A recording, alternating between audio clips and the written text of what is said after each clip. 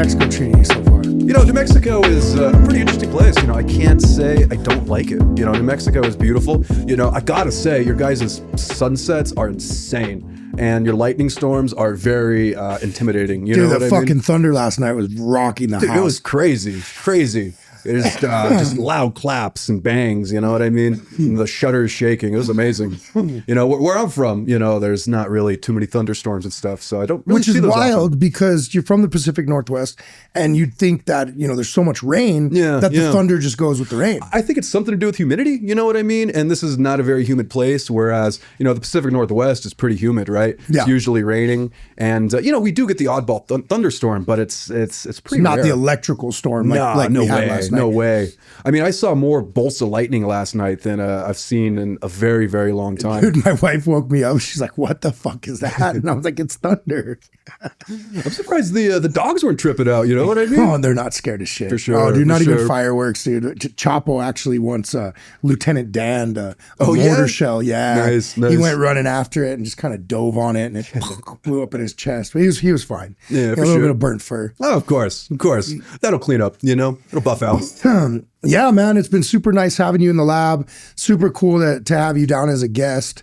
Yeah, thanks for having me out, man. It's been a blast. You know, you've been very gracious. You know, you're an excellent host, and you have a beautiful facility. Thank you. You know, you guys make excellent product, and you know, I have nothing but good things to say about you know, the farmer's operation. Thank you. Yeah, man, we've been at it a little bit. It's been a wild ride, but yeah, we're pretty proud of what we do. And no, it's awesome to host guys like yourself, you know, cannabis industry, you know, royalty. You're too kind. You're too kind. You know, But yeah, no, thanks for coming down. I think a lot of people that don't know who you are, you know, don't realize kind of the impact and the different things you've done, you know, for the industry. yeah, I mean, you know, I've done a lot. I spent a lot of time in the lab. You know, maybe a little bit too much time in the lab. You know what I mean? But you know, I love the chemistry of cannabinoids, and I find it fascinating. You know, I feel like we are just on the cusp of some very dramatic discoveries when it comes to cannabinoids. You know what I mean? Well, we were talking about it last night, just simple like edibles, you know, is there effect from, you know, terpenes eating, you know, there's a, you know, kind of a discussion out there about, okay, you know, a lot of people infuse their edibles with terpenes, For sure. you know, to try to call it indica sativa. And, Give it you know, flavor. Yeah. And there's a whole opinion that says, well, you know, that you're not really affected by those. But me and you were just talking the other night and you were like, well, you know, they're seeing that beta-caryophyllene. Yeah. Beta-caryophyllene, otherwise known as BCP, has been shown to have, you know, CB1 receptor affinity, right? So it activates the CB1 receptor, and it's one of the first terpenes that they've found concrete evidence that you know, that's the case. You know, there's research papers that stipulate this and all that kind of stuff, and they're calling it a dietary cannabinoid, which I find very, very interesting. And you know, I'm pretty experienced with beta-caryophyllene, and you know, it is a pretty interesting, you know, product, and infusing it into, you know, cannabis products, or just using it as just a base, you know what I mean, or an active ingredient in a gummy or a tincture or whatever it might be, does lead to some pretty interesting effects. None of them psychoactive, but yeah, you know, there's definitely something there. Well, and as we kind of lock in what the cannabinoids are doing to our system and what they're, you know, how they're helping us, I think the terpenes and flavorants and the other compound, the other stuff inside the compound really are going to start to tell us different stories and start to show us different things. Well, absolutely. I mean, you know, like that's the bleeding edge of science right now, is figuring out like what exactly, you know, our endocannabinoidal system is doing in our body, right? You know, we have a somewhat of a firm understanding of it, but at the end of the day, it's still, you know, pretty unknown, right?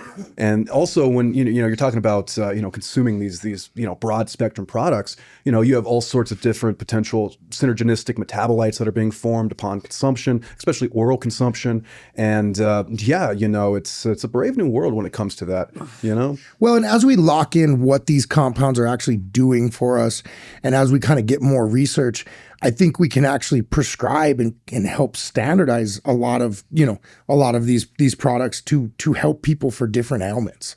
Absolutely. I mean, the targeted treatment kind of regime is the future. It's the future of medicine. I mean, we're seeing this with the genetically targeted, cancer treatments and treatments for various, bad conditions and whatnot, right? And, there's no reason that you couldn't, apply that same kind of logic at a much, lesser scale with cannabinoids, right? Yeah. So, you could formulate something with, different, non-psychoactive cannabinoids, CBD, CBG, CBN, and THC, of course, if you wanted to treat, a wide range of ailments. Yeah. It's not going to cure them, you know what I mean? At least we don't know if it is, right? But it's definitely going to treat their symptoms and alleviate some of those symptoms that might be, just reducing their quality of life. Yeah. That's what I see the benefit of cannabinoids is. It just improves the quality of life. Yeah. If somebody's struggling with, I don't know, Crohn's disease or, inflammatory bowel disease or something like that, then, taking cannabinoids may alleviate some of those symptoms or at the very least, make them feel better, right? And that's a lot of it, right? I mean, and you even have concepts like the placebo effect and that kind of stuff, where somebody takes something that may not necessarily have an effect, but they believe that it's going to have an effect on them. The brain is doing some weird stuff and actually, causes some spontaneous, fixing of those issues, right? Yeah, no, exactly right. And, it's kind of a whole nother subject, but, the brain makes its own drugs. It uses the drugs we take to produce chemicals that give us the feelings that, we feel from taking drugs. So unlocking that perfect mix and, keying in on what the body needs. And I think that's the leading edge of where cannabis as medicine is going. For sure. And on that note, welcome to the Pharm Table. Thank you. Thank you for having me. Super cool to have you. For those that don't recognize you, why don't you introduce yourself and tell them who you are? Yeah, so my name is, Remii, and, I also go by RockSteady. Most people know me as RockSteady. I've been in the hemp and cannabis industry for almost a decade. I've been involved in all sorts of different aspects of the cannabis industry from, processing to, developing, tech, like equipment to working in pharma with cannabinoids. I've spent a lot of time in the lab and a lot of time working with these compounds, and I have profound respect for them, right? I have profound respect for the plant, and at the end of the day, I think the products that we make are beneficial to humanity, beneficial to people, and at the end of the day, that's what it's all about. We can make things that make people feel better, and makes their day a little bit better, and that's priceless, And I have a profound passion for this plant and the chemistry involved with it. I've been very, very lucky to own my own facilities, my own analytical facilities, all that kind of stuff, and it's been a blessing. And man, I just love working with the cannabis. Oh, yeah. So I guess we'll start from the beginning. For sure. What got you into science? What got you into chemistry? What pushed me towards science and chemistry was, my father. I got to give him credit for that. Also, my grandfather. I'm a third generation, chemist.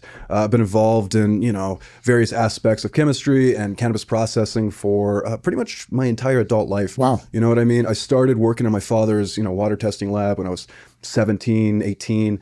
And I just got hooked. My father was a chemist, really a geomicrobiologist at the Jet Propulsion Laboratory, and he did all sorts of cool stuff with NASA. Wow. And all sorts of awesome stuff. And he was really inspirational. You know what I mean? And I got to give him credit for pushing me to really apply myself. And really, when you find something that you like, right? When you find something that you're passionate about, it's never work, right? It's always exciting. And cannabis isn't work to me. You know what I mean? It's a passion, it's a drive. And, I love to see the industry, do well and everything. That may not be the case in our current state, but, it's going to get better and the industry is going to improve. And, there's a lot more innovations to be had as far as, new cannabinoids to discover, or new formulations and new products, all that kind of stuff, new equipment to make processing easier. That's just an industry that's ripe for innovation because, the stigma that's been applied to it and just the prohibition of cannabinoids and cannabinoids research have kind of put the industry back, behind other industries, right?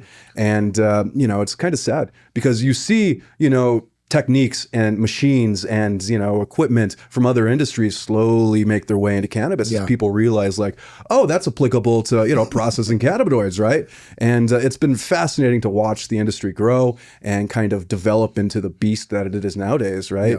And, you know, it's gone international. You know, like cannabis is no longer just California and Colorado. You know, it's all over the country. It's all over Canada. It's all over the world. Yeah. You know, like Germany just, you know, legalized or decriminalized, whatever you want to call it. Well, you've actually done some work overseas. I have, yeah. You know, I've been lucky enough to travel for cannabis. Nice. You know, like I spent 2.5 months in, you know, Germany, working in Germany on various, you know, cannabinoid syntheses. And then, yeah, I spent 2 years in Ireland working on, you know, like pharma projects. You know, we kind of validated the first dronabinol, which is, you know, negative trans Δ9 THC, you know, normal THC, the THC that's in the plant. Yeah, we validated a, you know, production method in, you know, API pharma production. And so for our listeners that probably have no clue what you just said. So dronabinol,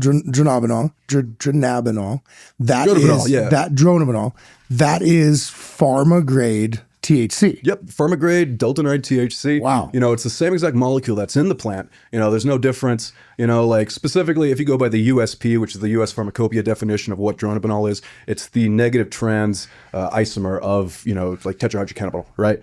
But that's also the primary isomer that's expressed in the plant, right? Yeah. And yeah, we developed the first validated method in Ireland for API production of this. And that was kind of a big deal. It took us 2 years or so to get everything pushed through in the documentation. And it was a lot of work. You know, like we ran, I don't know, 150 experiments in order to develop our documentation in order to send it to our regulators. It was a lot of work. And, you know, I learned a ton. I enjoyed it. I enjoyed being in Ireland too, because that was kind of cool in itself. Yeah, you know? No, I imagine that's pretty like a culture shock, whole different way of life out there. Yeah, it really is. You know, like if I had to describe Ireland, you know, it feels like the US, but like 20 years ago, 30 years ago, you know, and it's a modern country. It's also very cool because it's before it all went to shit. Yeah, but I mean, that's most of the world, right?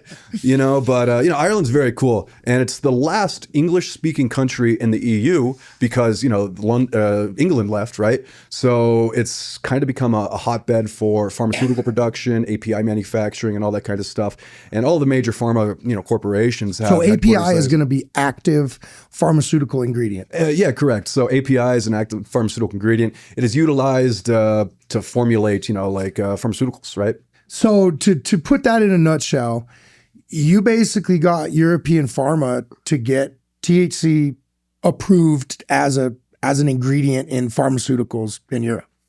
Yeah, for the most part, right? So, you know, like you're limited in what countries you can sell to. So you need to have all the documentation to what countries you can sell to. But for the most part, so they're allowed to export out of country in Europe. Indeed. Wow. Indeed. Yeah. And it requires tons and tons of documentation. Like, you know, the API game is pretty nuts. I mean, it's all documentation, all regulation and compliance. So how do they, you know, this pharmaceutical grade THC medicine that they're making in Europe, how are they administering it? How is it given to the patient? So typically it's sent to a compounding pharmacy, right? Okay. So a compounding pharmacy will like an old school pharmacy with the mortar and pestle. Exactly. It'll go to a compounding pharmacy, and the compounding pharmacy will typically, depending on the prescription, will typically make what's known as oily dronabinol. And oily dronabinol is just you know, MCT oil and dronabinol mixed to a specific concentration, right? And that's, you know, the cleanest way to consume it. And they're taking this orally, topically? Orally, of course. Okay. You know, it's the cleanest way to consume it. I mean, you could smoke it, but then it loses its health benefits, and you know that's not very pharma, you know. Yeah. But yeah, you know, it goes to a compounding pharmacy. The pharmacist compounds it, and then the client or the patient, you know. So the pharmacist basically makes the tincture. Yeah, exactly. Nice. Yeah, and we provide them with the API, you know, the active pharmaceutical ingredient, and then they use that for their formulation work. Wow. Yeah. Wow. You know? Can you talk about the value in Europe of that substance? No, I'm not going to talk specific numbers, but you don't want to make the Cali boys cry. They would cry. they would be bawling. It's so let's just say it this way. It's basically super pure, you know, THC distillate per se, isolate, distillate, whatever you want to call it. Just to put things in perspective, our average purities coming out are about, 98 to 99%. Our internal acceptance criteria is, 98.5%. So you could say it's more of like a THC isolate, basically. Indeed. Yeah, it pretty much is. You know what I mean? We try to minimize the amount of impurities, and the impurities are just other cannabinoids, but no D8s, no CBN, CBD, none of that stuff. Yeah. But in a pharmaceutical level, it's going for many times more than your clean, liter distillate in California. Yeah, for sure. We'll keep it at that. Yeah, it's many orders of magnitude, more expensive, but also, the barriers of entry in order to play in that game are huge, right? Like you need to be GMP, right? Well, and we talked about it. We talked while you were out there. We went back and forth chatting, and it seemed like majority of your work was paperwork. And drawings, CAD drawings, paperwork. Yeah. You basically had to create textbooks, pretty much, of this laboratory space or for this laboratory space. And for every single thing you were doing, down to the nuts and bolts that they were using to fucking, put wheels on the chiller. Exactly. Yeah. I mean, that's pharma, so pharma is all about documentation and all about traceability, right? At the end of the day, it's all about protecting the patient. And if you ever had any issues with, contamination or whatever, and you needed to identify that contaminant, then you can use various, techniques to identify that contaminants and eliminate that, do your corrective actions to ensure that it doesn't happen. Recalls aren't something that happens with pharmaceutical ingredients. That's very rare, right? Well, you don't want it to happen because it's very bad. It's very, very expensive for the company. It also reflects badly upon the company, and you don't want that on your company's record. Because it happens all the time in cannabis, local state level cannabis regulated markets in the United States. Yeah. For obvious reasons, but at a pharmaceutical level, it's unacceptable, right? Yeah, pretty much. You don't want that to happen because, you could lose your license if it's bad enough, you know what I mean? Like you could get, a critical finding, in an audit, and that would be very, very bad. They might tell you to stop operations until you address the issue. And, it's just a different ballgame. Like the amount of regulation that, we have to, accommodate is pretty intense. And I really don't think most people understand what it takes. Well, and I mean, down to, we were talking equipment. You built that, fairly small reactor, in comparison to the reactors that you normally work on. Yeah. But the value of it was so high. Well, because it has to be because, everything is traceable, right? So literally, that system has a binder associated with it that is a 2-inch binder, you know what I mean? And that's just all documentation, right? That's drawings that I've done of the system and essentially illustrations for work instructions, right? So operators can see the illustrations and know throw valve A and throw valve B at certain sections and whatnot. Well, in these barriers for entry, and the way pharma works, I think this is what really separates the craft operator from the pharma, that's from the, corporate level, pharma drug manufacturer. And there's such a huge gap between all these protocols and paperwork and checks and balances that, the average craft operator can almost not even fathom the amount of work that goes into fucking, farting in a pharmaceutical facility. Well, here's the thing. I mean, if you fart in a clean room, depending on the level of that clean room, you might have issues. You might need to shut down operations to decontaminate. I've heard stories about people sneezing in the clean room, right? Yeah. In a grade A or a grade B clean room, which is for, sterile injectables or something like that. And literally they have to stop the line, stop production and decontaminate the systems. Well, there's the funny part in Breaking Bad. We're in Albuquerque, so we'll shout out Breaking Bad. But there's the fly episode in Breaking Bad where a fly enters the lab and the main character just absolutely loses his shit. And a lot of people are like, oh, ha, ha, ha, that's funny, crazy mad scientist. But no, it's serious. And, that's based in reality because, a single impurity can really mess things up, especially if you're, doing, advanced synthesis and stuff like that. It could poison your catalyst, it could mess up your stoichiometrics. There's so much it could do, right? Yeah. And at the end of the day, it may end up hurting the patient. Yeah. Right. I think the average fly would probably not hurt the patient, but, it would definitely not be good. Right. So I haven't talked about my mentor, Doc, in a while. But there was an infamous fly cart. It was a 510 I've heard about this. distillate cartridge that a fly had some motherfucking how got inside, and then the cart had gotten filled, and so it was the fly cart. And those fly terps are fire. Whatever. Flies just trying to get are high. flies soluble in distillate? I guess that's the big question. Apparently not, because it was still there. It was still there. Yeah, I guess so. But yeah, Doc smoked it. He was real proud of it. Did he gain superpowers? He smoked it down to the bottom. I don't know. We were wondering if he was gonna turn into the human fly or something. Yeah, for sure. But yeah, at the end of the day, though, it was a joke in the lab, and it was funny, and Doc smoked the fly, blah blah blah. Yeah. But Is that imagine like drinking the worm? yeah, when in Mexico, But at the end of the day, imagine what that could do to your brand. Now, not only obviously somebody's not going to get sick off a fly. God, I'm sure there's a statistic where you've probably eaten how many bugs or flies in your life while you sleep, or who knows. But the fact of the matter was, if that would have gone out, the detrimental, impact it could have had on a brand's reputation It's huge. Is huge. Yeah. Whether it was, poisonous fly or not, you know what I mean? And same thing, big pharma, there's a fucking whatever, a pubic hair sticking out of your fucking Vicodin, you might be like, fuck. I mean, yeah, I don't think a patient would like that very much. You know what I mean? Yeah. So, pharma it's just all about control. It's all about conditional control, right? So it's, you always have control of your product at every stage of processing, right? And you eliminate any potential contamination risks. You identify all the contamination risks. And on top of that, when you're developing, an API, validated method, you have to show your work, right? So you're required to do, experiments, and, you have to document everything. The biggest thing in pharma is documentation. It always is, right? Is there a lot of peer review involved? Usually not peer review. Maybe internal peer review, but it's usually, internal trade secrets, Right. So let's talk 99% Delta-9 THC. This shit, you showed me this. You showed me some stuff. Well, sent me pictures. But I mean, this stuff looks like fucking chunks of broken glass or plastic. Yeah. I mean, it's solid as a rock. It's clear.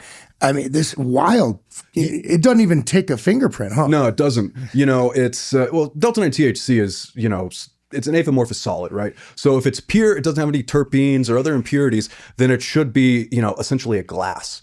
Right. Okay. And when you have very, very pure THC, that's why good distillate's hard as a rock, exactly. like fucking shatters. Yeah, and you should be able to chip it, right? Yeah. But the pure dronabinol is it's very, very stable.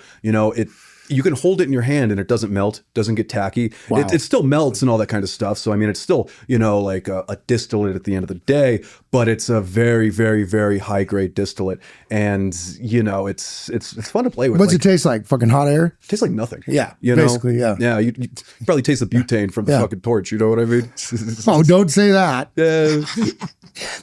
All the fucking rosin heads can supposedly taste the butane. There's no butane in my rosin. No way. Well, here. How about this? I mean, can they taste the waxes? You know what I mean? That's the best part, bro. That's the spice of life. It's what makes it heady, bro. It's what hugs the THC. It's what hugs the THCA, the wax. So you need it. For sure. Yeah, definitely. I mean, and talking about that, rosin, BHO, whatever you're smoking, all of those are crude extracts. Yeah, they're very crude. They haven't gone through many processing, steps, compared to, other products, And, you guys know where I'm going. We've talked about this before. When you're talking smoking flower, burning plant material, when you're talking smoking beloved live resin or live rosin, you are not inhaling and consuming necessarily the healthiest way. And I think that people, kind of don't realize that. Yeah, definitely. I mean, there's a lot of impurities in those products, right? Just because they haven't gone through various refinement processes, right? Well, and your life's work is removing those things it seems For the most like. part. Yeah, I mean, it definitely seems like it. Yeah, that's... As much as you love a good tasting flower or a great tasting dab, I guess where I'm going with this is at the end of the day, for the medical industry to take us serious, the cannabis culture serious, we have to show we can standardize. For sure. The only way we can show that we can standardize is through a lot of times, high level chemistry. The only way we're going to be able to standardize cannabis products at a medical pharma level is by isolating, refining, and pinpointing these different parts of the plant that are specifically going to help people and specifically going to be able to be measurable and dosable. And so that's where, it's really... And administered in a way that isn't going to, harm fuck your lungs up. patient. Yeah, fuck your lungs up. Yeah, I was going to ask and I was going to add to that. In your opinion, Remy, do you think that the negative side effects of inhaling, smoking something absolutely outweigh the medical benefits of the compounds you're consuming when you're doing it? Yeah, absolutely. I mean, it's it's kind of dumb in my opinion. It's like, like you're supposed to be consuming something to, help you or whatever, but at the same time you're smoking something, and there's tar and stuff in there and all that kind of stuff. And hey, I love joints. I love smoking, but well, that's a lifestyle choice, right? Yeah, for sure. But at the end of the day, it does kind of defeat the purpose. And if you are looking to use cannabinoids specifically for the treatment of, specific ailments or whatever, then it's usually best to use an isolated product just because you have better control over, the impurities, and you certainly shouldn't be smoking it, right? You should be consuming it orally or, just any other route of administration beyond smoking, because when you're smoking it, you have like pyrolyzation and carbonization and all this stuff that's happening, and you're breathing that stuff in. That stuff's in your lungs, right? Yeah. And there's a lot of tar, for lack of a better term, in cannabis, right? It ends up in your lungs. It is what it is. But yeah, if you want to consume cannabinoids to specifically treat something, take an isolate. Yeah, well, and that's, like I said, I've always kind of, it's always been rough seeing, people get crude oil for cancer patients, and you know what I mean, because a lot of crude oil is so dirty. Granted, there's some people that make it clean, but in the same sense, I think we need to be able to lock in and create clean mixes of these cannabinoids and terpenes and flavorants and different things, but without the harmful stuff that, what I mean? Without the harmful, compounds that don't need to be ingested or inhaled or whatever. For sure. And because I think it should be mentioned, I mean, like a broad spectrum product can also be beneficial. You know what I mean? Just think of like RSO, like Rick Simpson oil, right? Like that is tremendously beneficial, right? I've heard tons and tons of testimonials about people, consuming it and having it like change their life or, treat their symptoms or whatever and just improve their quality of life. So there is something to be said about a broad spectrum product. But that said, the original RSO method, the dude wanted to use naphtha, right, as the extraction solvent, which is like pretty gnarly. Like you don't want to be consuming naphtha. Thinner. Yeah, exactly. Yeah. Pretty gross. You don't want to be smoking Rick Simpson oil that's made with naphtha. If you want to make RSO, make it with like organic food grade ethanol. Yeah, no, for sure. And that kind of brings the whole conversation up of, the battle of kind of the craft producer and the pharma giant that seem like they're kind of staring at each other from across the battlefield. Yeah. And man, these companies could throw down, like we talked about, $100-200 million fucking like that. Yeah, on an operation of whatever the fuck they want. Yeah, a lot of people don't realize how much money is in big pharma. Like the amount of revenue that these companies generate is ridiculous. We're talking billions and billions of dollars, and $1 billion is hard to fathom, right? That's a lot of money, and these companies can turn on just as much infrastructure as they want. You know what I mean? They can write a blank check to build an extraction lab or build grows or whatever, right? Formulation facilities, and they can turn on $200 million of infrastructure tomorrow. And cannabis just can't compete with that. Yeah. And it's not only big pharma, it's also big tobacco, big alcohol, any of these large industries. If they wanted to get into cannabis, they could just dominate. I hate to say it. Yeah. Well, and that's where companies I feel need to step up. And, you were here, visiting, and we were talking about going GMP. We were talking about, next level, organization and inventory, and basically getting our company to a place that we could compete on a level. It's going to happen. For sure. With the whole reschedule thing, I don't think people realize what kind of, that's kind of deep water that we're treading in. Yeah, I mean, we really don't want cannabis to go, be rescheduled and go require GMP, because most facilities just aren't going to be able to swing it. Well, here you go. I never heard of any mom and pop codeine manufacturers. You know what I mean? Exactly. And that's a Schedule 3, I believe, right? Google it, but whatever. It's one of those. But yeah, you got to think about that. We want a craft cannabis industry. And, we were talking about it also, how they really couldn't, really go GMP in farming. You know what I mean? It's. I mean, imagine trying to find GMP, certed dirt. Like it's not going to happen. You know what I mean? Codeine is Schedule 3, but it has to be 90 milligrams per administered dose at a time to be considered Schedule 3. Anything above is worse. Yeah. Criminal. Anything above is sipping on the scissor. Yeah. So at the end of the day, and that's a good way to put that, Jesh, because I'm glad you actually read that fact for us. Thank you. Yes. So codeine Schedule 3, they've said, okay, pharmaceutical companies can make it, basically, and administer it at 90 fucking milligrams or whatever the fuck. But then it's still a criminal fucking, criminalized substance. For sure. Because anybody that has over that is a dope dealer. Yeah, they're out of compliance. You know what I mean? Yeah. And so, or whatever, trafficking. It goes from a Schedule 3 to a Schedule 2 when anything above 90 milligrams. And so it's just weird. I think they need to deschedule. That's the only thing I'm going to back is completely descheduling. I don't think cannabis needs to be scheduled. Maybe schedule, I don't know, 98% dronabinol, you know what I mean? Or something it is made for pharmaceuticals. Cool, I could see that.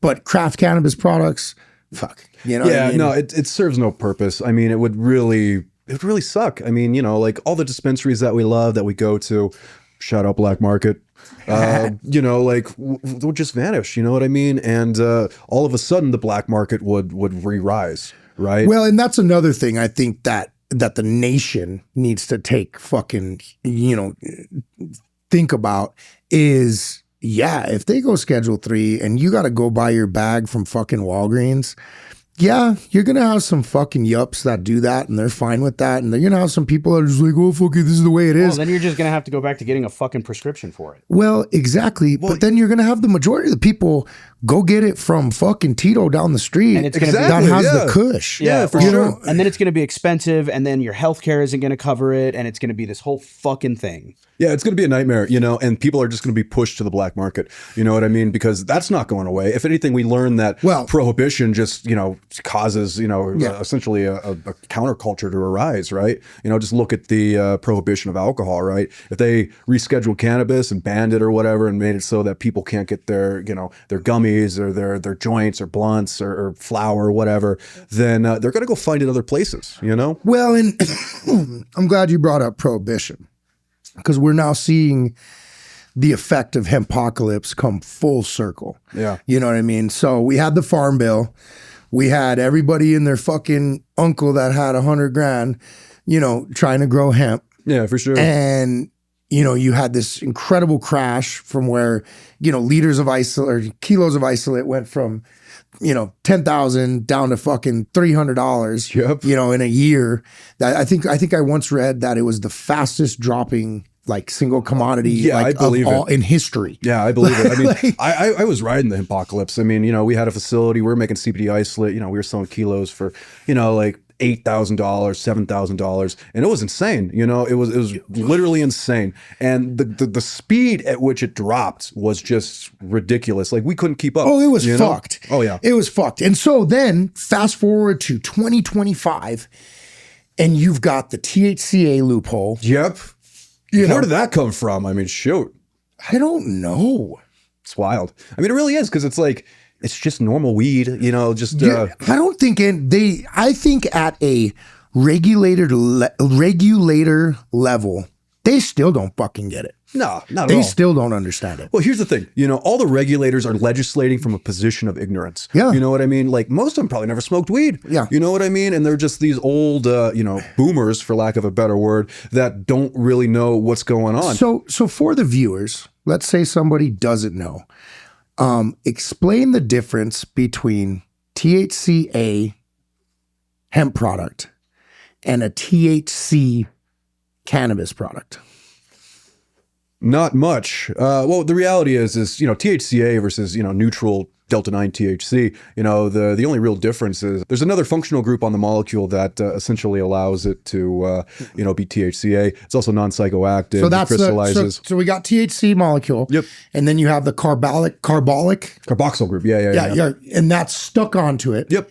And then basically through heating it, you break that off. Yeah, so or it's broken during the heating reaction. So during combustion, if you're smoking THCA, then for sure it's going to go through a process known as decarboxylation, and it's going to release, you know, carbon dioxide, you know, as that carboxyl group breaks off and generate, you know, Delta-9 THC, and that's going to be what. So what's left behind after the CO2 leaves, and that's the bubbles while you're decarbing your product. If it's, you know, oil, once the CO2 leaves, what you're left with is Delta-9 THC. Yeah, it's the psychoactive variety of it, right? And I mean, you know, it's if you smoke it, you know, if you smoke THCA, it's going to turn into, you know, Delta-9 THC, and it's going to get you high. So I've had a couple people ask me, you know, what's Delta-9? And you know, I tried to explain it the best I was, but you know, I'm not as good with words as you are. Well, how would you explain to your random Joe what Delta-9 is? If somebody's, well, what's Delta-9 THC? I just want regular THC, man. Why are you trying to give me this D9? What's this triangle? Why are you trying to give me this D9? What the fuck is that? Yeah, so, you know... how would you approach that? Well, to break it down easily without getting, like, you know, into complicated, you know, technical jargon. Because we're talking about isomerization. We're talking about isomer. D9's an isomer. Yep. And it's all about the bond configuration, right? So just the way the molecule is established, where the double bond is, all that kind of stuff. And, you know, the difference between like D8, D9, all that kind of stuff is just where the bond is on the carbon ring, right? So, you know, it moves from the 9 position to the 8 position, and hence Delta-8, Delta-9. I mean, you have Delta-10, you know what I mean? You have all these different, you know, isomers of, you know, tetrahydrocannabinol, and they're all unique. They all have unique effects and unique like bioavailabilities and all that kind of stuff.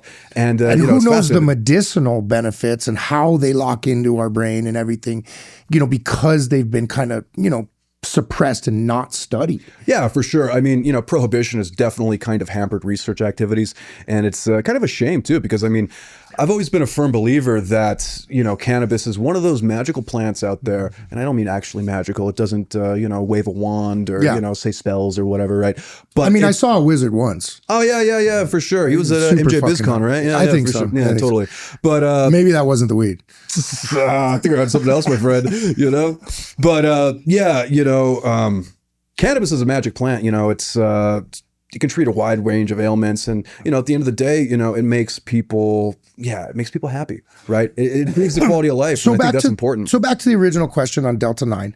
So you have all these different deltas, and it, you know, you have THC, and then you have all the different things it can be, you know, due to its position. What makes 9 special? Why is 9 so common? Well, 9 is just what the plant wants to naturally express, right? So, there we go. You know, like, well, the plant wants to express, you know, CBGA, really, right? Yeah. So CBGA is a mother cannabinoid, right? It makes all the other cannabinoids possible through acid synthase, right? Which is an internal, you know, like biochemical process, right? Yeah. And you got to think of like the trichomes on the plant as little like bioreactors, because that's essentially what they are. You know, they're making all these different cannabinoids and all these different terpenes and all these different chemicals that have, you know, potential medicinal benefits, and you know, that's quite impressive. Well, and so I nicknamed CBGA the alpha. Yeah, for and sure. So CBGA is the alpha, and then CBN is the omega. Yeah. You know, the beginning and the end. For sure. And the reason I like that. And the reason I say that is because our, you know, the way I've been taught the natural kind of progression of the cannabinoids. Degradation, right? Well, degradation, exactly. And just the life cycle, because the way I've been taught, and stop me if I'm wrong, but it all starts as CBGA. Indeed, it does. Yeah. So well, and it's like some sort of acid, right, in the beginning, and then it like produces this for sure. So it starts as CBGA, and then depending on the genetics of the plant and how the plant is expressing certain genes and whatnot, it can change up the acid synthase that is happening to what to determine which cannabinoids are being expressed, right? So, in THC dominant plants, the plant expresses that CBGA as THCA, right? Yes. And, the plant forms, the acidic variety of the molecule just naturally, right? And some of that product, some of that material will, decarb in the plant, and you may see some, delta 9 THC in a plant, but very small usually. Yeah, very, very, very small. And usually, very small. But, it always starts with CBGA, and you're absolutely right. It ends with CBN, right? Yeah. So CBN is a very, very interesting molecule. It's a very stable molecule. There's some cool studies about how, there's archaeologists who are looking in like ancient Chinese, like emperor tombs, right? And they found cannabis samples there, right? Or cannabis, incenses or whatever you want to call it, however they used it back then. And they tested it, of course, to see, what the concentrations are and just what this material is, right? And, they found that there's CBN in these materials. And these are samples that are like 1,500 years old, 2,000 years old. Wow. You know what I mean? Very, very old. And the CBN remains intact just because it's a very, very stable molecule. There's very, very interesting, stuff about CBN. Like it's supposedly the sleepy time cannabinoid or whatever. And it's supposed to put you more to sleep. Sedative properties. Yeah. And, it helps people sleep, I like it. I mean, I've taken my fair share of CBD dab or CBN dabs, and they're pretty awesome, Yeah, dude. It's crazy. CBN is so stable.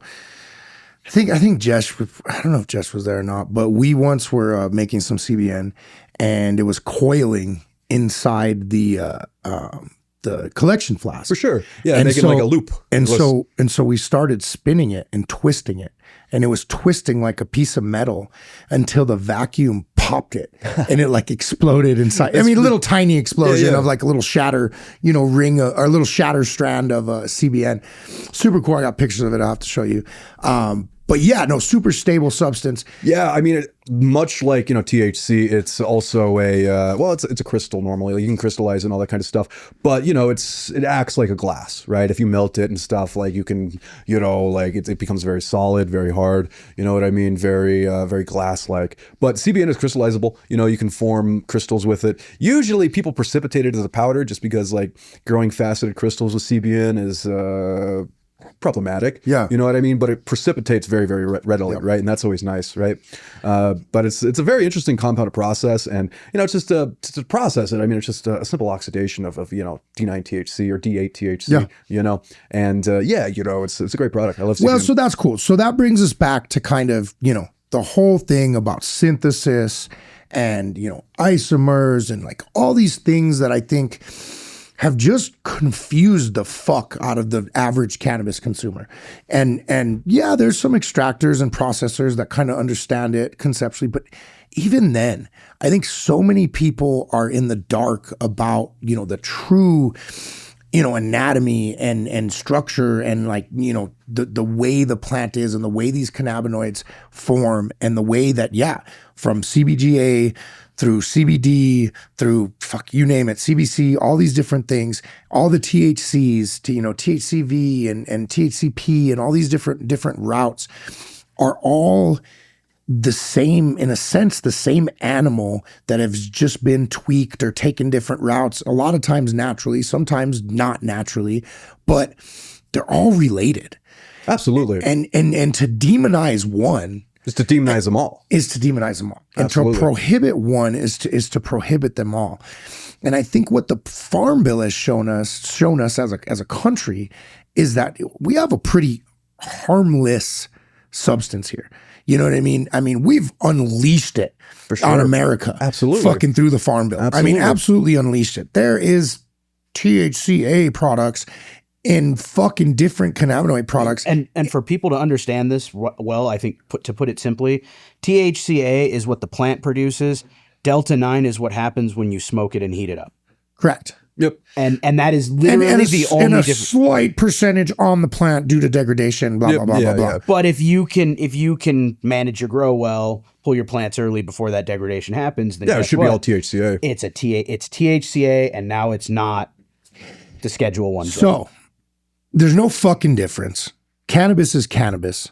You know what I mean? And there's no fucking difference. There's some different species, obviously, you know, going into ruderalis and yada, yada, yada. But look it up, Google it, do your research. But at the end of the day, it's all weed. Oh yeah, It's for all sure. weed, man. Yep. And Yeah, the eighth you buy online from the THCA dealer is the same weed you buy in the dispensary in Colorado and or it's New Mexico. nuts that 2020 fucking 5 chat GTP. I tell everybody fucking daily, you're the smartest person in the fucking world. Open your phone and start fucking talking to it. Yeah, absolutely. There's no excuses anymore, but we still can't fucking figure out THC to THCA. As a goddamn country, I'm gonna tell you one thing right now. I don't want to be governed by a fucking group of people that can't understand this. Absolutely. Yeah. And much less do I want to be governed by a group of people that want to prohibit any type of fucking cannabis. But you know, it's crazy that it's gotten to this point to where like it's just such a huge confusion. And it's like, it's all the same, man. Yeah, yeah. I mean, it really is. At the end of the day, it's a plant that has a bunch of very, very unique qualities, and it can express a wide range of beneficial compounds. And to ban the plant is to ban just, you know, the potential for people to improve the quality of their life, right? You know, it's sad that we're even here at this point, And to right? prop up a vibrant industry and give jobs and all that good stuff. I yeah, mean, we need jobs, right? economic benefits, right? Dude, For sure. A huge economic benefit. You know, Texas is in the middle of trying to go backwards. You know what I mean? And leave it to fucking Texas, Jesus. But Texas is in the middle of trying to fucking go back to prohibition. Yeah, for sure. And I fucking said it on the podcast. I said people are getting high in places where they don't want people to get high in. Of course. It's as simple as fucking that. And so now Texas's fucking knee-jerk reaction is to ban everything and vapes and edibles and all this bad stuff. All this bullshit. Yeah. And it's just making us look like fucking fools as a fucking country. Because once again, nobody can figure it out. And at the end of the day, we need to deschedule, federally deschedule. Agreed. They need to, you know, the feds need to stay the fuck out of cannabis culture. For sure. And like I said, you want to make a, you know, the pharma wants to make an API of a super pure, ingredient from the cannabis plant. Awesome. That's great. That's medicine. Fucking do it. We need to standardize that. That's one route. But the craft cannabis and the plant just needs to be craft cannabis in the plant. It just needs to be free, man. You Yeah, know, like 100%. let people consume what they want, you know, at the end of the day. You know what I mean? Like at the end of the day, you're not going to overdose on weed. You know what I mean? You're not going to overdose on THC, you know, or CBD, maybe CBN, but you know, there's very small concentrations of CBN in most flowers and all that kind of stuff. So it's not really a concern unless you're smoking tons of isolates, which even then, like, it's probably not going to happen. Well, you're going to choke on fucking CBD before you're going to fucking OD on it. Yeah, for you know what I mean? sure. And that goes for fucking pretty much any cannabinoid out For there. sure. Yeah, cannabinoids are safe relatively, right? You know, it's all about how they're processed. And, you know, as long as they're processed with quality in mind and, you know, the patient in mind and all that stuff, you know, they're safe. All right. Favorite cannabinoid? Oh, I mean, my favorite cannabinoid is probably CBGA, right? You know, I remember back in the day when, you know, CBG first hit hemp or whatever, right? I was the first person to isolate, or one of the first people to isolate CBGA, and bring a kilo to market. It's my favorite cannabinoid because, you know, when you eat it orally, right, you don't want to smoke it because it decarbs and becomes CBG, and it's a little boring, right? But when you eat it, you just feel good, right? It's not psychoactive. It doesn't get you high. It's like a happy. Yeah, you just feel good, you know. And I love CBGA. It's always my favorite cannabinoid. You know, like I loved seeing that precipitates and crystallize, and you know, that first time that I was extracting CBG, and you know, I was playing around doing R&D, and I just saw that white powder just kind of come out. I was shocked and blown away, and I instantly knew what it was. Because there's only one thing it could be, and it was good fun. It was good fun. That's super wholesome of you, for sure. I like to get fucked up, so my my favorite is going to be THCO acetate. I told you that. That's actually an analog, but we don't have to get into that. I mean, THCO is sick too. I mean, it smokes really nice. The high is pretty nice. It's kind of nice. If we're talking about psychoactive cannabinoids, my favorite is probably like HHC. I love HHC. The hydrogenated cannabinoids are pretty interesting. I mean, HHCA, the acidic variety of it is pretty nice. And I mean, even that's that. I felt like it kind of gives you like a tunnel feel when you hit it. It's super. It's best way I could. It's super ocular. You can totally feel it in your eyes, like heavy into your face. For sure. And then man, like walking around on it, it's a really good walking around. If that makes sense, No, absolutely. It doesn't couch lock you unless you take tons and tons, right? Yeah. But it doesn't couch lock you. It gives you kind of like a little buzzy kind of like. Well, and I say walking around because I like to be fucked up, but you know what I mean. It's a good feeling. Yeah. I like HHC. I think it's it's an excellent compound. Good one. It's a shame that it was been banned in Europe and all that kind of stuff. And maybe that's the best thing to do because there were unsavory operators who were just kind of running loose and not being super careful about post processing and workup and all that kind of stuff after the fact. The viewers have no fucking clue what HHC is. So we're talking about hydrogenated hexahydrocannabinol, right? So essentially, you substitute a bunch of, you substitute basically hydrogenated THC, right? Yeah, for sure. It's hydrogenated THC. You just you saturate the molecule with hydrogen, essentially, right? And hydrogen groups. So that, but I guess the problem with that is it is a dangerous process. Yeah, well, it's a dangerous process. I mean, dangerous obviously subjective. Yeah. I mean, it is dangerous. I mean, hydrogenations are inherently pretty sketchy just because I mean you're using hydrogen. It usually requires pressure. I mean you're usually using a catalyst like palladium on carbon or something like that, which doesn't always play nice, you know what I mean? And there's a lot of risks that you incur when you're doing a hydrogenation, right? And it requires specialized equipment. Like if you try to do a hydrogenation in just like a regular glass reactor, there's so much that can go wrong, right? And it's it's one of those things where the average cannabis lab should probably not be attempting hydrogenation. No, we have lost some people in the industry, some good people in the industry, and we don't have to say names, but I know both of us know him, and no, he was a cool guy, and it can be a very dangerous procedure, and but like I said, when safety is adhered to and things are done in a certain way, a lot of these methods can create amazing cannabinoids and amazing drugs. Yeah, absolutely. And that's where, at a certain level, some of these things probably should be done on a pharma level. For sure. Absolutely. And safety being a huge reason. Yeah. I mean, there's definitely applications, specifically that are probably meant for pharma, right? Like when it comes to making isolated products and where you want like a pure isolated material or whatever, like that should probably be under some sort of regulatory guidance. Yeah. Whether that's GMP or whatever, like there should be some traceability applied to it just so, if you ever have any issues, you can trace back stuff. What's the newest cannabinoid that people are fucking with now? Did you say THCP? Yeah, THCP. THCP was recently discovered. They published an article in Nature about it, and it turns out that THCP is in very, very minute concentrations in a lot of different strains potentially. Yeah, and it's interesting because the difference between like Delta-9 THC and THCP or Delta-9 THCP is the hydrocarbon tail length, right? So instead of having a 5-segment tail length like Delta-9, it has a 7-segment tail length, which just means it has a longer tail, right? Yeah. And that's very, very interesting in that it affects the receptor differently. So when the molecule, when the THC molecule is consumed, it your body metabolizes it and whatever, right? And when it goes into your brain or passes your blood-brain barrier and goes into where your receptors are, it docks, right? And there's this thing called a pocket, which is the receptor, right? So you have your receptor pocket, and you have this little. You got to think of it like a biomechanical system, because at the end of the day, the human body is just a biomechanical system, right?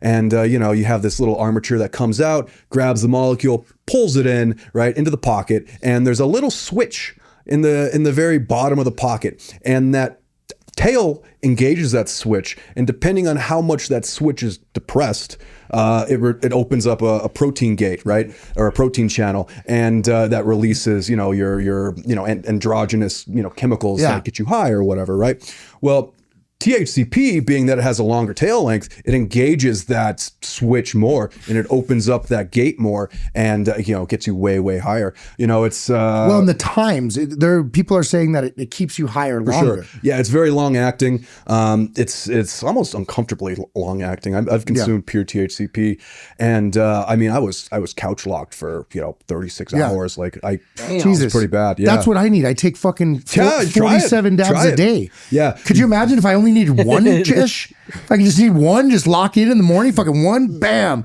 Fucking 1.5 days later, I could do another one, bam. Are you tired of carrying your Puffco around? Yeah. Try THC all day with activated THCP for 36 hours of long-lasting fucked up. Are you tired of people looking at you like you have a problem? It's a full receptor antagonist, right? So, it fully engages the receptor. And if there's anything we've learned from products like Remdesivir, which was it was a weight loss drug, right? That worked on CB1, CB2 receptors, right? But it was a full receptor antagonist, right? And, it ended up hurting people, right? So THCP does have dangers, and I don't think people should, consume it pure. It should always be cut with something, you know what I mean? Because it can really mess you up, and it's not worth it, you know what I mean? Well, and here's the thing, that seems like the famous fucking Farm Bill. That's like the Farm Bill alibi. We found a little bit naturally in cannabis. Yeah, for sure. Okay. Now I'm not calling anybody a liar. I'm sure they did. For sure. But that's like the ultimate way to say they can make fucking anything. And I'm sure there's a cunt hair in there. But yeah, like you said, nature didn't mean for us to do fucking 1,000 milligrams of this shit. You know what I mean? And so, they maybe had 1 milligram in there. And they're like, okay, this is even less than that. This is as much as Joe's going to use. And then all of a sudden Joe got a chemistry set, and now he's got fucking pure. Yeah. And so.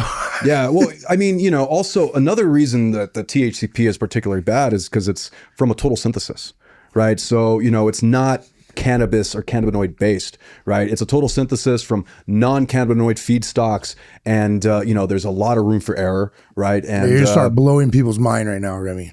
Oh, sorry. So what you're saying right now is it doesn't come from the plant? It does, but when people make it pure or whatever, they're synthesizing it. It's a product of a total synthesis. So Remy's starting to talk about secrets of the fucking Wizard of Oz right now. So you're saying they're taking other cannabinoids and turning them into THCP? No, not even. They're taking non-cannabinoid feedstocks and they're turning it into THCP. They're taking terpenes, Jess. Yeah, terpenes are, pretty much terpenes. They're basically taking some terpenes, slamming them together, and fucking extracting out, I think it's also important for the viewers to know that, THC is also just a modified terpene at the end of the day, right? It's actually really cool. It's like evolution, right? The plants evolved this from terpenes, right? Yeah. And so it's all terpene based. So let's talk about that. Great fucking segue.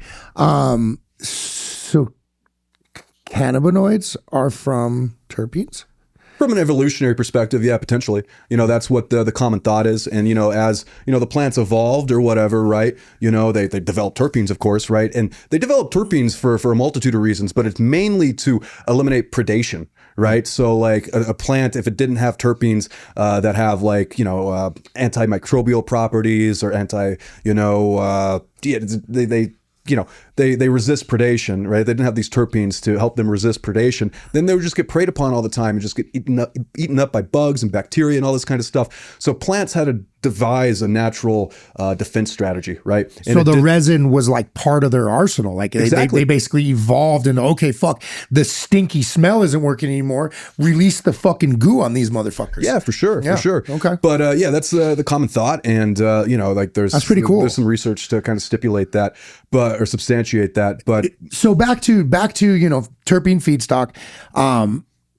I've also heard that, like the whole concept of algae, pulling THC from algae, and that's going back to the same thing as taking the terpenes from the algae, basically. For sure. And well, I mean, I think like this gets interesting because, like, technically speaking, using techniques like CRISPR, genetic modification, all that kind of stuff, like you could make hops express THC or mold express THC. You can make whatever you want express THC. Yeast, you know what I mean? It's probably not going to happen just because, I think development costs are not there. But I know there were some companies that were developing yeasts that, express these molecules. And, they're kind of like biosynthetically made. And that's one thing you got to think of when you think pharma is, I mean, once these motherfuckers get their hands on whatever, cannabinoid API they want, they're probably not even going to get it from weed. They're probably not even going to get it from cannabis. Oh, why would they? Why would they? Like, it's hard to, I mean, when you're dealing with API manufacturing, like, it's all about control, right? You're always, it's control of your feedstocks, your input materials, all that kind of stuff. And it's all about that. All that stuff needs to be tested, validated that it's of, your acceptance criteria, all that kind of stuff. And, approaching it with conventional cannabinoids or, natural cannabinoids is inherently much harder to do just because, like, there's a bunch of impurities and all these impurities need to be dealt with. You know what I mean? Like, you can use techniques like chromatography for isolation, but, it's expensive, right? At the end of the day, the cheapest way probably is to just, bioengineer a yeast to degenerate it and then you extract it out of the yeast. Yeah. There's companies that were attempting to do this and I don't know where they're at that, but, that was a thing. And this is not an uncommon thing in industry. No. We talked about it earlier. Citric acid, a lot of, citric acid, that you see, food grade citric acid comes from fucking black mold. Yeah. It's not extracted from oranges or anything like that. Maybe there's some that's extracted from oranges, right? Or something like that. But not the shit in the big fucking 50-pound sack. Biosynthetically made, the cheapest way possible, right? And I'm sure that's one of many products that are kind of with that same song. There's tons of examples of that. I mean, if you can, genetically engineer something to, manufacture your compound for you, and all you got to do is just, like, I don't know, collect it. Like, it's the way to go. I mean, pharma, like biopharma is all about that, right? There's so much stuff going on in biopharma nowadays that it's like, like a mad science experiment, right? And really, like, the more we unlock genetic modification and we kind of like unlock these tools to, be able to manipulate life, right? We're just going to unlock new pathways for, the biosynthesis of compounds. And, that compound could be anything, could be aspirin, what I mean? Or whatever, right? So it's a brave new world and it's really cool stuff because it is, might as well be science fiction. Now, I'm glad we're talking a little bit more about that. Excuse me. So, sorry.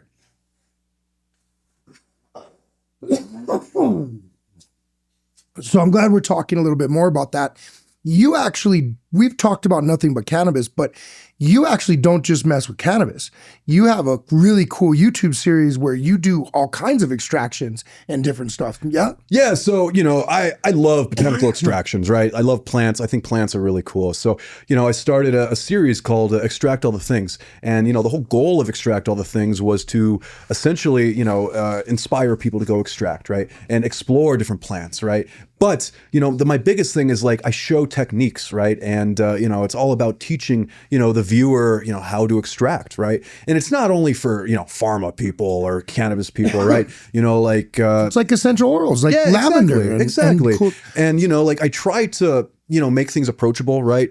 But I also use real equipment, right? I'm not just doing this, willy-nilly, right? I also do analytics on the things I extract, right? So I run it through my GCMS or my HPLC.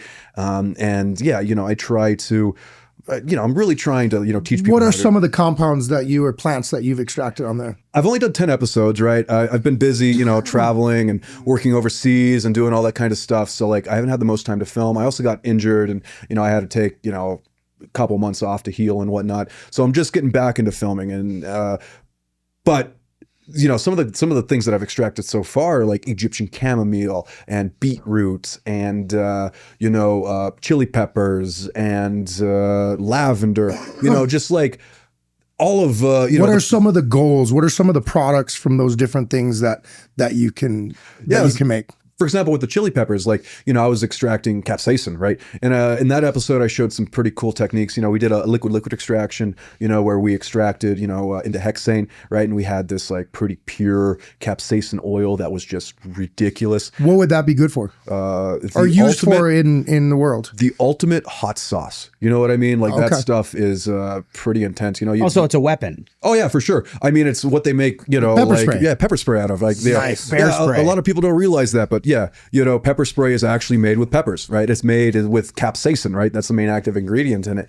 And, capsaicin is an interesting molecule too, because it's like a natural kind of pain reliever, right? So you see it a lot in topicals and stuff like that because, it does work on those receptors that kind of make your body feel pain, which is very, very cool. Lavender was another great episode. And, like lavender extracts would be used for, perfumery or stuff like that. Bath and Body Works shit, bath salts. Or cologne or something like that. Whatever they want to do with it. But, lavender is a beautiful smelling plant. You said beetroot. What the fuck you use beetroot for?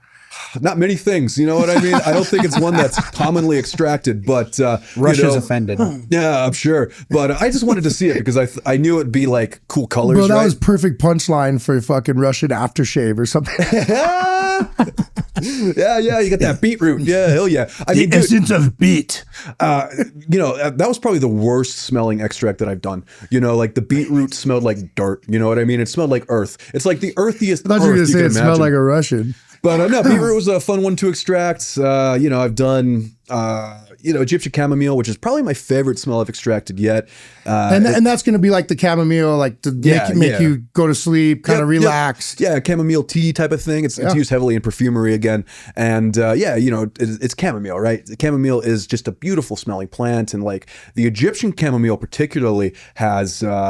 It reminds me of apple pie, the smell of a freshly baked apple pie. And it's just this delicious smell that just gets up on your nostrils and your sinuses and kind of lingers a little bit. Yeah. And it just smells lovely. I think, a lot of guys in this industry, including myself, get so fucking wrapped up in all the bullshit that we don't even think or notice anything else in the world. So I think it's really cool that you have such a broad kind of range of different things you're messing with.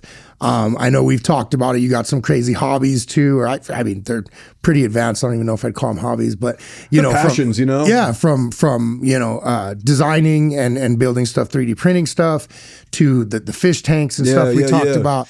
Yeah. So no, I think it's really cool, man. Yeah, thank you. You're a very well-rounded, intelligent guy. Thank you. Yeah, thank you. You're too kind. I'm glad you blessed the cannabis industry with your presence, dude. Yeah, thank you. Remii is an elite level nerd. It's true. I spent way too much time in the lab, and I owe everything to cannabis. I really do. I love the industry, and like. I'm very happy that, I was able to be a part of it, you know, and it kind of put me on the path that I'm on now. And, it's kind of opened up the future for me too.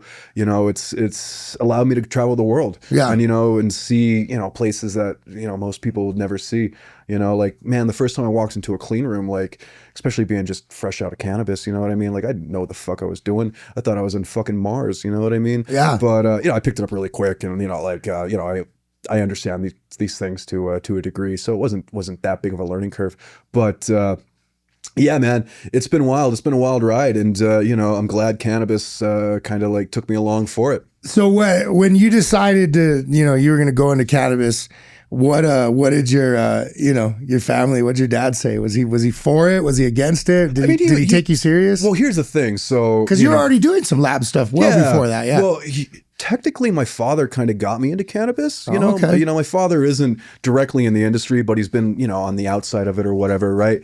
But I started in cannabis, back in the day doing analytical testing. This is like early Prop 215 days in Cali.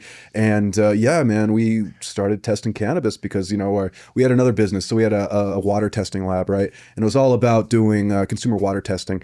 And, we ran that business pretty well. We had an AB Cyax 5500, which is a LCM SMS. It's a $750,000 instrument, beautiful machine, great machine. And we had that specifically for doing water testing. And then, Home Depot ended up coming out with like free at-home water testing kits. Fuck. And just blew Killed us the out. business plan. Yep. Killed the business plan. And we were kind of forced to reevaluate and figure out other Fuck avenues. it, we'll do weed. Yeah, pretty much. Well, there was a dispensary behind us. And, one day, we're just talking to the owners of it. And he's like, oh, you guys do testing. Can you test for weed? And, me and my dad are like, look at each other, right? And, well, yeah, we can, and sure enough, we go get our standards and everything. Right. And, we start tuning the instrument and start testing weed. And, this is like way back in the day. This is before Shmazdu had like public methods and all that kind of stuff. So we had to kind of figure it out from scratch and, develop our own methodologies and all that kind of stuff. And that was good fun. But we started testing cannabis, and then, at the same time, we were also running another company within the company. We were developing a differential mobility spectrometer, which a DMS system, which is a detection system, right?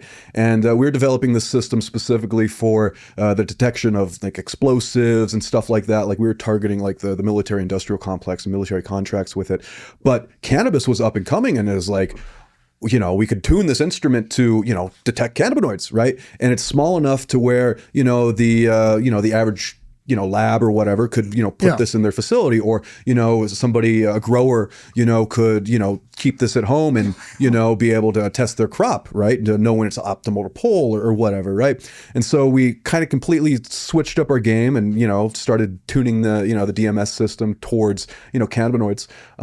We ended up selling that company, and we got bought out by a company that's still around, who I won't name the name, but yeah, we got bought out by them. And, I moved to, Austin, Texas, and we worked on continuing to develop that instrument for about a year. And then after that all, finished, I ended up going to Oregon, and, I got involved with, a really, really interesting guy. He's a cool dude. But he brought me on board his company as a designer because I was doing CAD design. I did pretty much all the CAD design and, a lot of the prototyping for the differential mobility spectrometer.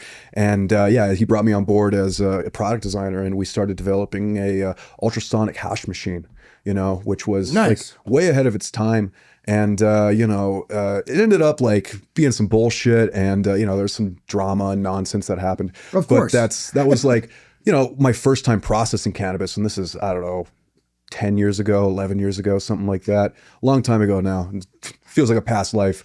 And then, after that happened and that company kind of dissolved and, that drama got dealt with, I went to, we started looking at, finding ways to, monetize our equipment, right? Because we had this AB Cyax 5500, and we need to figure out like, what are we going to do with it, right? It's burning a hole in our pocket, right? It's a very expensive machine, and it's sad that it's not running.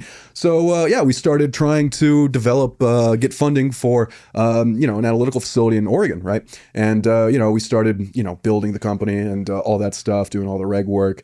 And then Oregon pretty much put a halt on all new licenses and kind of put us in a very bad position, essentially made all of our work worthless. And we didn't get our license, right? Or we couldn't get our license because they weren't giving out any more, right? So that sucked.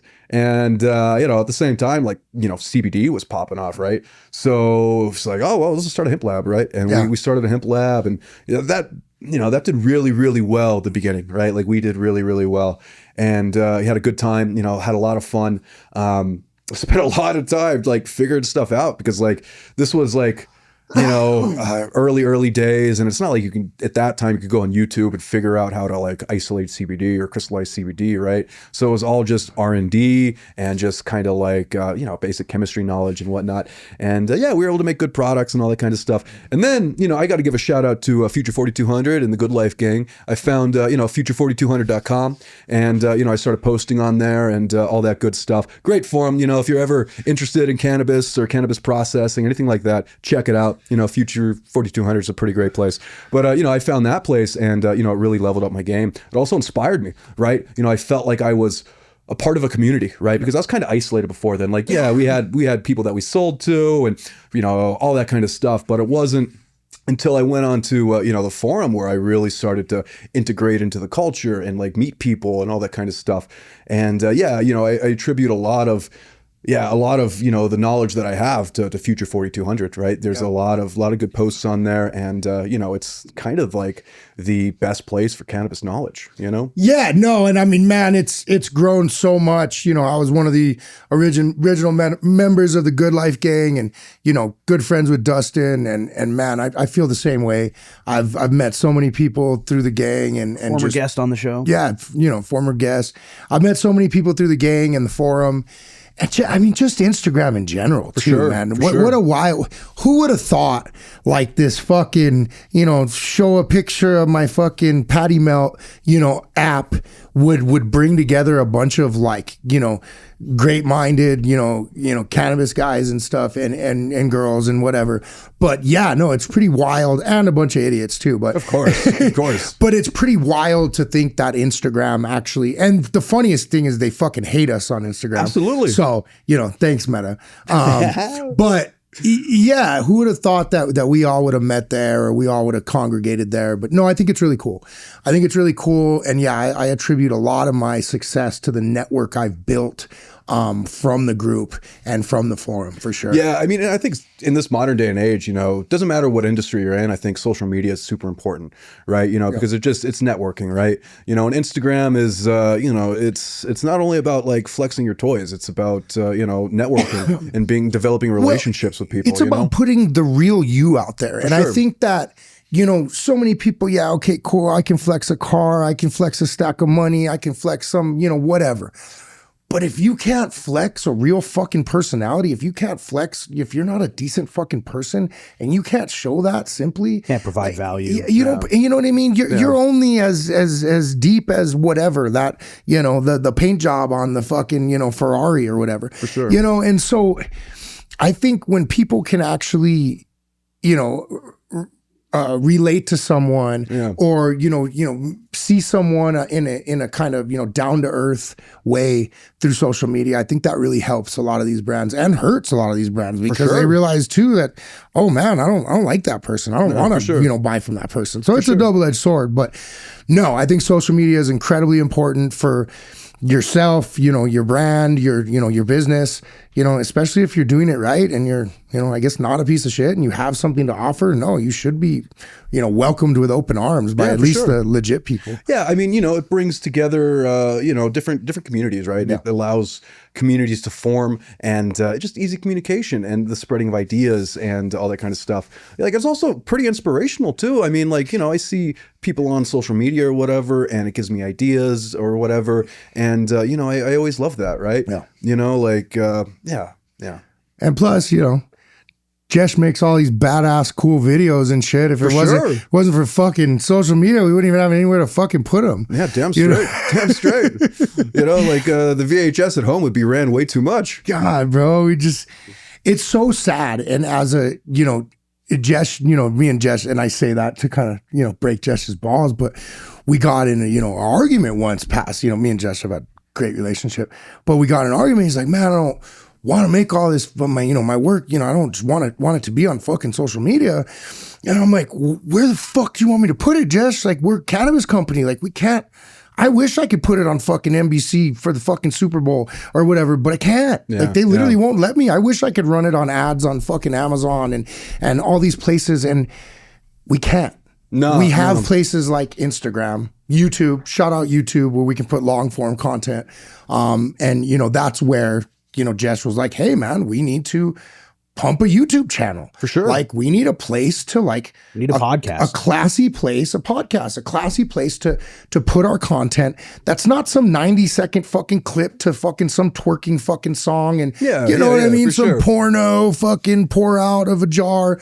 That's great. And we can have that too. We can have both. And it's cool and it's awesome. And those things are like great, and they're great to scroll through. But when we're talking education, when we want to break down cannabinoids and we want to break down conversion. Yeah, you need and longer isolate. format Of content. course. You know, like there needs to be a conversation and, you know, like a transfer of knowledge or whatever, right? And you're not going to be able to do that in, a 20-second clip or like a text box or something like that. You know, you really need a place to be able to, just express your ideas and, have a good conversation about things, right? And hit all the talking points. And you should be able to do it while you're smoking fucking weed. Yeah, damn straight. And while you're expressing real, opinions. And that's what the Farm Table is all about. And tons of Jesh stuff goes on Instagram, but obviously it's way more important than that. And we one day, do want to be able to put it on NBC and fucking, you know what I mean? As the mainstream interwebs and all these places, and fucking hopefully Meta will fucking catch up and realize that there's a lot of money that can be made off of these cannabis companies. Oh, absolutely. You know what I mean? Just allow them and fucking like play the fucking game. Like give me a break. Yeah, definitely. So, anyways, that's my gripe on social media. But man, thank you so much for coming out. It's been a super cool hanging out with you for a week. I've learned so much, man. You have so much to offer the industry. It's super cool to hear about pharma. It's scary, but at the same time, it's cool to hear about a totally different world. And I'm really interested to see where the future takes it for sure. Yeah, for sure, man. Well, thanks for having me on the Farm Table. It was a great experience. This is my first podcast, so dude, you did great. Yeah, where can people find you if you want them to find you? Yeah, you guys can find me on my Instagram, of course. So I'll have JResh put it in the the description or whatever. Yeah, so you'll find links to his social in the description and the YouTube channel for sure. And my YouTube channel is RockSteady's World. Sub, watch my videos, all that type of stuff. It's always good fun. Well, man, after hanging out, and getting us all together, we got a ton of content we want to film and all kinds of cool stuff we want to do and really keep pushing the education in this industry. And I think you're one of the best people to do it with. And we look forward to all that stuff. Definitely. And man, thank you for coming on and you did great. And we hope you enjoy the rest of your time in Albuquerque. Yeah, for sure, man. I'm enjoying the ABQ. Thanks for having me out and thanks for having me on. Hell yeah. Welcome.